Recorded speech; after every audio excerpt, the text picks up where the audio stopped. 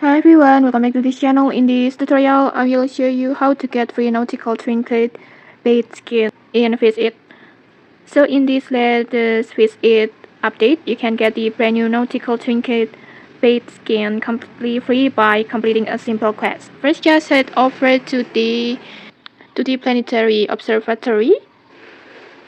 And then next, just find this NPC, the VC researcher, and talk to him. And then just tap on research quest on here to receive the quest. And then after that, just open your quest, view all.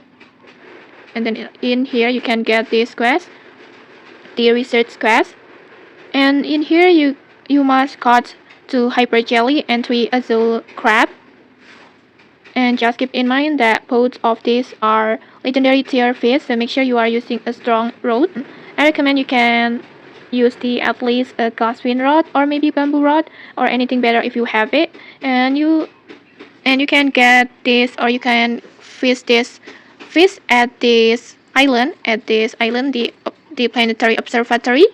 And then once you have caught both fish, just return the NPC and turn in the quest, and after claiming the rewards, you will unlock the Nautical Trinket Bait Skin that looks like this.